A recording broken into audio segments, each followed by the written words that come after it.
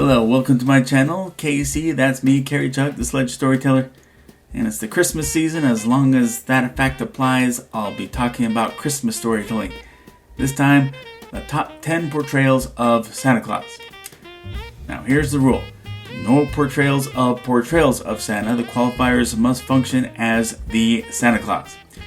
And I'm sorry that I haven't seen Arthur Christmas, The Guardians, nor Fred Claus, so we'll see how their consideration may come at another time. Number 10. Actor unknown, Santa on Rudolph the Red-Nosed Reindeer, 1948.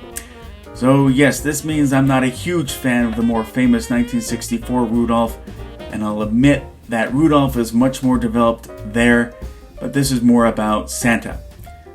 Well, what initially stands out about this Santa is his robust stature, not really fat, and his very deep voice. But here we see his distress over the famously foggy Christmas Eve, and he and the reindeer run into some difficulties along the way because of that. But in the middle of it all, Santa finds Rudolph and sees value in him, and as the story goes, takes him on to light the way for the sleigh team. And whereas during the start of this special, Rudolph had been bullied by those reindeer around him, here at the end he is honored at the highest level by Santa himself. So here we have an authoritative, kind, and encouraging Santa. Number 9. Mickey Rooney voicing Santa in Santa Claus is Coming to Town. So yeah, some repeats from my top 10 Christmas movies and specials. By this time in 1970, Mickey Rooney was already looking like his old man self. So I was completely floored when I found out that he was voicing young Santa, a young adult Santa, or as he was being called at this point, Kris Kringle. But from Rooney, you get the full feel of his young adult energy and spunk, but he's still no less Santa Claus. He's got the Santa Claus trademark warmth, kindness, resourcefulness, and charm. Furthermore, he doesn't choose his enemies. He gives a gift to both the not yet good Winter Warlock and the never good Burgermeister Meisterburger, and Santa as he has supposed to be. Number 8. Tom Hanks, voice of Santa, Polar Express. So yes, Tom Hanks' voice, it's all over the movie, but his Santa here is worth taking center stage. He's kind, loving, and you feel that even when he has to chase that hyperactive kid.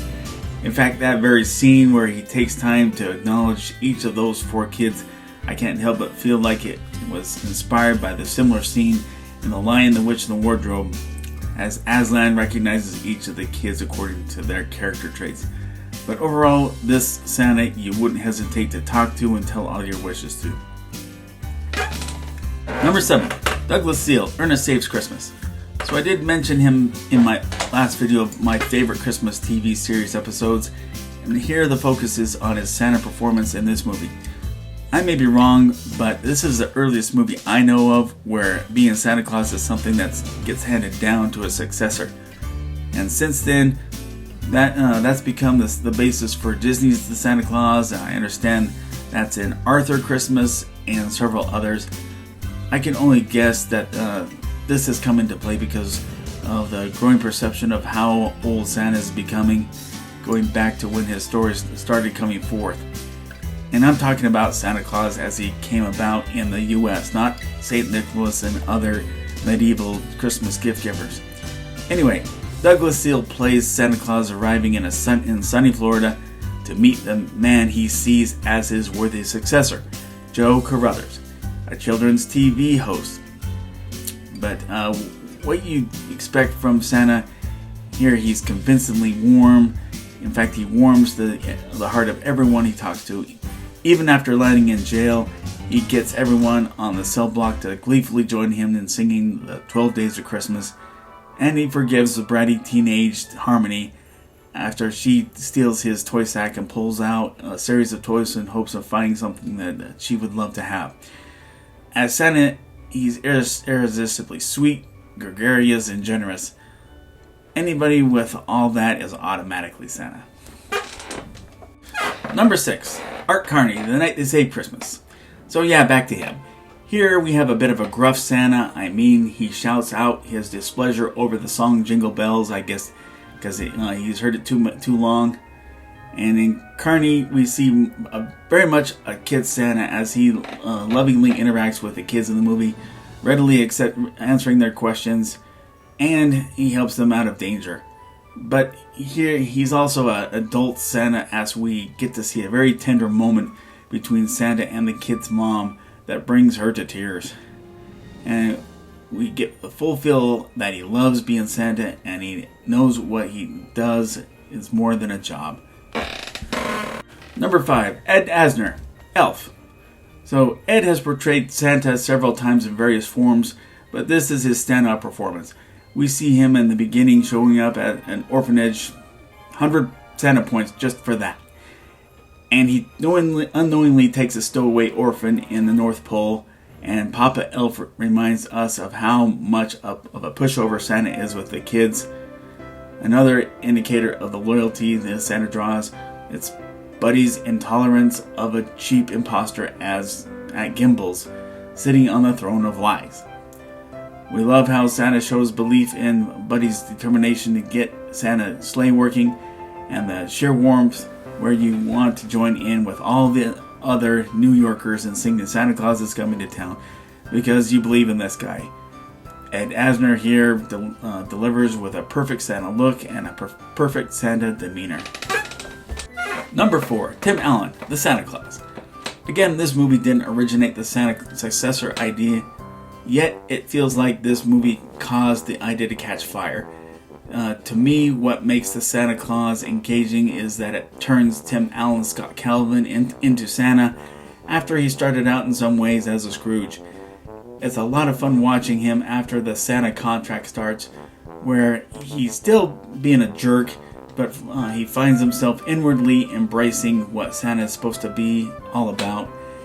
And finally, as all the traits that Santa is supposed to have, he's still a smart aleck, but a warm, loving, dedicated smart aleck. Number 3, Kurt Russell, The Christmas Chronicles. I admit I've always embraced the concept of the sweet, outwardly kind Santa, and that's still my preference, but this is a Santa model that's been a long time in coming. Superhero action stars and rock star Santa. And that feels like Kurt Russell. He's the only actor right now who could pull that off. In the 80s up to just recently, he was all about being the action man, bad boy type, and he's finally recouped some of that softer side from his 60s and 70s Disney days when he played the hockey coach in Disney's Miracle. So it was finally time to combine those attributes as Santa Claus here, and Santa's, his magic reverts to being superpowers. His much beloved vehicle becomes a hot rod type. And he's still a Santa who loves his job, loves making people happy, and embraces the brighter side of Christmas. How awesome is it to know that there's Santa, Christmas Chronicles 2 and Christmas Chronicles 3 to be released later. Number 2, David Halston, Santa Claus the movie. So here's a prime example of a Santa Claus who is so much more than his movie, as exhibited by the fact that Huddleston's on this list, and his movie is nowhere to be among my top 10 Christmas movies and specials. I have to explain why that is after covering him first. It's a nice bold move that this movie starts way back in 14th century Europe. His name is Santa Claus, and he becomes a beloved figure among his townspeople because of his generosity in, yes, bringing them gifts that he and his wife bring by in their sleigh pulled by Donner and Blitzen, just those two reindeer. You'll find yourself warming to this Santa right here before the red suit even comes into play. But after we see them head back home after a delivery, they are hit hard by a massive blizzard, and they're magically taken to the North Pole and meet those who will become his elves in their toy factory. They do choose him because of his skills and generosity to become the man who will deliver the gifts that they build all around the world. But look at this guy as Santa. This image is enough to just melt your heart, and he exudes that whenever he comes into view in this movie. So what makes this movie less than this Santa is that there was so much potential of seeing what would become of him in earlier years, as he would influence over this way over all the world. Instead, we get a montage of his delivering presents through the centuries until hitting the main plot, set in what is then the modern day 1985, where the main antagonist, greedy businessman, not so subtly named BZ, played by John Lithgow, all about the commercial side of Christmas.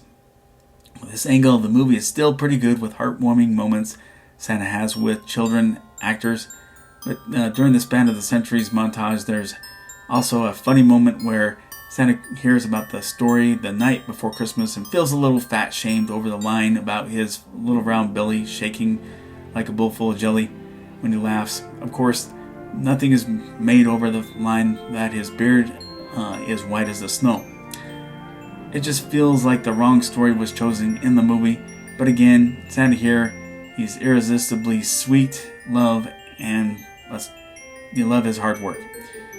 Finally, number 1. Edwin Gwenn, Miracle on 34th Street. Easy to figure that out at this point. Gwen Santa approaches everyone as a friend, and although Susan Walker approaches him with skepticism, it is not at all a deal breaker to him, because in his next encounter with him, he compliments her warmly and eagerly wants to know more about her. I have to love his convictions over his identity. When Mother Doris Walker demands the truth, he unhesitantly says, "Good, because I always tell the truth." His first meeting with Dr. Sawyer, no matter how mean he acts, Chris treats him as warmly as he does anyone else. That's actually Mr. Sawyer.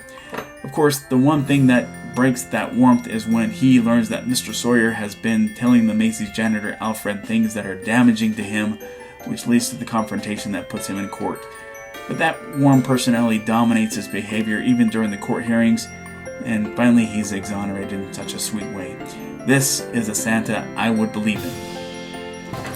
But if you like this video, please click like. If you like this channel, please click subscribe or follow me on Instagram. Thanks for watching, and the link into Order Sledge number 1, that's always down there below the description, and you can also order on Kindle. Let's all look for civility among all the bad news out there about the pandemic, especially during this holiday season, Christmas season, Hanukkah season, whatever it is, and follow the precautions that are given to us. Everyone be safe, and God bless.